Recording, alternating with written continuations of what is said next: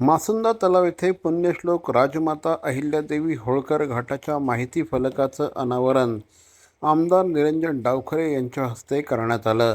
धनगर प्रतिष्ठान ठाणे जिल्ह्याच्या पुढाकारातून आणि आमदार निधीतून घाटाच्या फलकाचं सुशोभीकरण करण्यात आलं.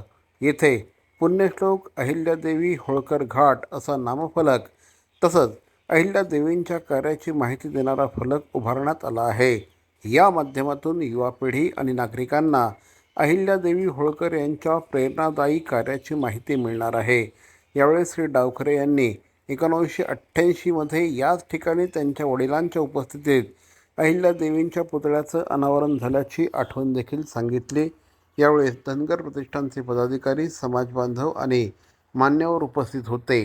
आज या इकडे पुण्यश्लोक अहिल्यादेवींच्या साठी या इकडे जो माहितीचा एक गस्त या इकडे उभा केलेला आहे. निश्चितपणे ठाणेकरांसाठी हा तलावपाळीचा परिसर हा एक आपुलकीचा, एक आठवणींचा आणि एक मानाचं स्थान आहे.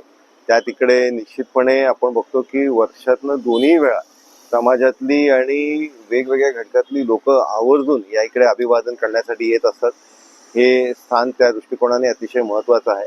त्याचबरोबर 1988 साली डावखरे साहेबांच्या हस्ते या इकडे पुण्यश्लोक अहिल्यादेवींचं पुतळा या इकडे अनावरण करण्यात आलं होतं आणि आज या इकडे या दस्ताचं मला माझ्या निधीच्या माध्यमाने करण्याची संधी समाजाच्या वतीने भेटली. मी खरंच स्वतःला भाग्यवान समजतो की समाजाने ही संधी दिली.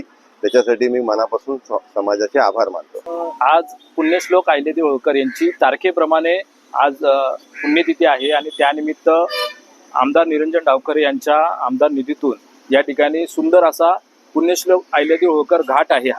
या घाटाची संपूर्ण जी अहिल्यादेवींची माहिती आहे ते माहितीचा फलकाचं आज उद्घाटन डावखरे साहेबांच्या हस्ते या ठिकाणी झालेलं आहे. खऱ्या अर्थाने हे जो फलक लावलेला आहे त्यामुळे आता इथे येणारे जे नागरिक आहेत त्याचबरोबर जी काही भावी पिढी आहे त्यांना या अहिल्यादेवी होळकर काय आहे त्याची माहिती या फलकामुळे मिळेल. त्यामुळे मी डावखरे साहेबांचं मनापासून या ठिकाणी आभार व्यक्त करतो की त्यांनी आम्ही जी काही मागणी केली होती त्या मागणीला त्यांनी पाठबळ दिलं आणि आज खऱ्या अर्थाने ते मूर्त स्वरूपात या ठिकाणी आलेलं आहे.